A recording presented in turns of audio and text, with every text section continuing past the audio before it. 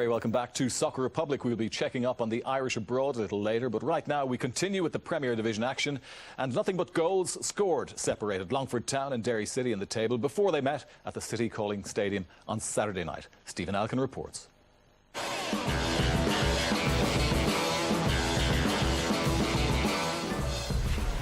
Same weather outlook in the City Calling Stadium as the rest of the country on Saturday. Derry City in yellow and black had the better of this close encounter of the mid-table variety. Killian Morrison going close there, but denied by Paul Skinner in the Longford goal. Former league winner Conor Powell too sprightly here for Josh Daniels. His cross found Gary Shaw. The ball causing problems for Ger Doherty in the Derry City goal. There was only 20 minutes gone when Longford were reduced to 10 men. Conor Powell's dangerous challenge on Mark Timlin may have been unintentional, but it was high and it was late. And referee Ben Connolly had no choice, really. There was no way that Longford's skipper Mark Salmon was going to change his mind. Tony Cousins brought on Martin Deedy for David O'Sullivan after that, but Derry couldn't take advantage of the extra player. The home side had a penalty claim. Stephen Rice dragged down by Aaron Barry, but the officials didn't agree, and in a game of few chances that might have been Longford's best opportunity. Well, these two sides are becalmed in mid-table with identical records so far, and Derry looked the more likely in the second half. Shannon Clucas going close there. Was it a cross or a shot? Well, Skinner wasn't fooled in either case. Peter Hutton's side were finding it difficult against a well-organised Longford team, though they dominated possession without creating too much. Anthony Elding had gone 9 games without scoring. He went close there, Skinner not taking any chances. Well, the Candy Stripes probably deserved to win based on their second half performance, and their best chance fell to Mark Timlin. That excellent shot thundering off the crossbar, Skinner getting his fingertips to it, the nearest that was to a goal on Saturday. Longford didn't venture forward very much, but when they did, they had one chance to sneak a late win. Eamon Ben Mohamed's cross, and it was cleared away by Barry at the near post, and with that went Town's last chance. With time running out, Derry kept piling on the pressure, but it wasn't to be. Barry McNamee's cross, dangerously headed over, a scoreless stalemate on the Strokestown Road. Tony Cousins, the happier probably of the two managers. To be fair, we played too much in the wrong areas. To be fair to Longford, they got bodies behind the ball and they done it well, but we knew that even at half-time. We spoke about it. They try and frustrate us, but we certainly just played under their hands. We didn't have enough creativity in the final third. Well, the first thing that has to be said is the torrential rain didn't help matters on the night. But Tony, having gone down to 10 men so early in the game, and we'll talk about the sending off shortly, you must have been happy enough to come away with a point on the night.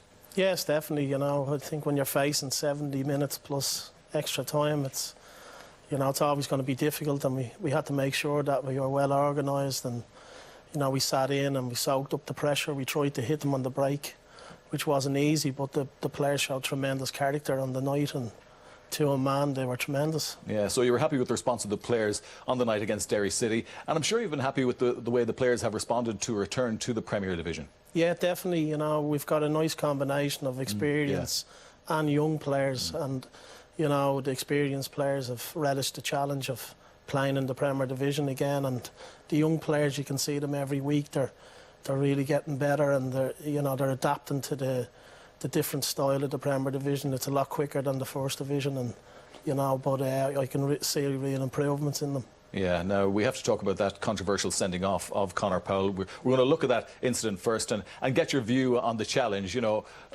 Some people think, yes, it was a red card. Others, not so sure about it. What's your view of it, Tony? I think referees have a difficult job. You have to make that split-second decision. But I think if you see Conor, he's calm, the ball's held up a little bit. And for me, with the conditions, it was a yellow card. And I think there's a challenge in the second half, that if Connors is a red card, Yeah. the challenge in the second half was a red. You're always in danger, though, aren't you, if you go into any challenge, studs showing whether there's malicious intent involved or you're out of control. But Conor Powell didn't look out of control at that point, did he? And you think if that was a sending off, there possibly should have been another sending off in the second half? Yeah, definitely. You're just looking for a little bit of consistency, and you know, I felt this challenge here. You know, it was a lunge. He lost control of the ball, and it was a lunge.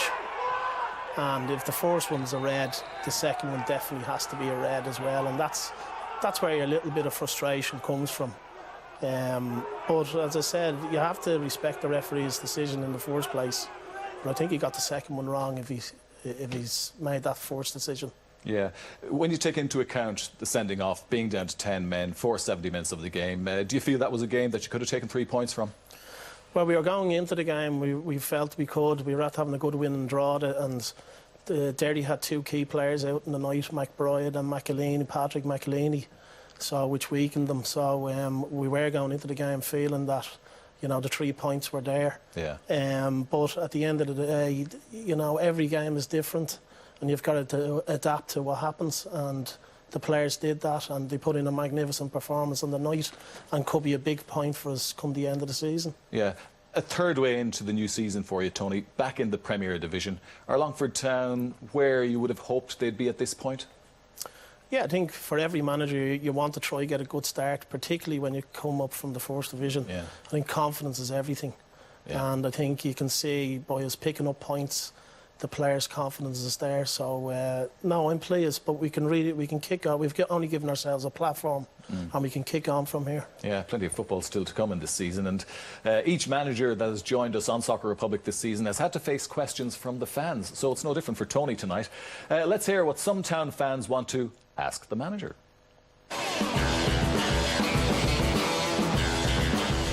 Tony, after going positive and draw them, winning 3-0, would you not bring that into every game now and seeing what we can do?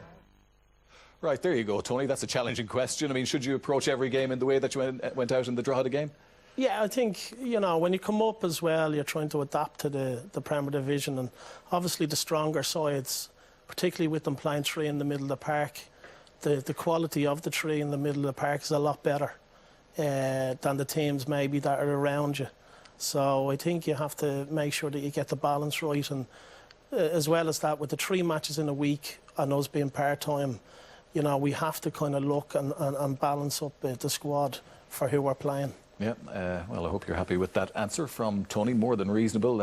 Every opponent is different, and they line up accordingly. Now, we're going to hear another question from one of the town fans. Tony, do you think young lads need to be more realistic and look for a career in League of Ireland before moving over to England? Well, that's an interesting question, Tony, because you as a young player went to England very young. Do you think it's still necessary, though, in the way the league is currently set up and the way senior clubs are set up in the country, that players have to go so young? Well, I think, you know, every player is different. Yeah. You know, if a player does well in school and is well educated, I think he should be looking to, you know, further his education here and play here. But you have to take into consideration players' background, and it could be the right move for him at 16, getting away from the environment that he's in, and the right opportunity for him. So I think you have to take everything into consideration. OK. Right, Tony, we've just one more question to come from one of the Longford Town fans, so let's hear it now. On behalf of Section O, any chance of getting a roof? You know, Tony. Well, Section O, they got a right drowning the other night, that's for sure, but most of them stuck it out. But, I mean, that's not really in your hands to be putting a roof over Section O, is it? Well, I definitely won't be giving them the dugout. The rest of my staff will be given out. OK. Tony, thanks for the moment. They were the questions from the town fans. Right.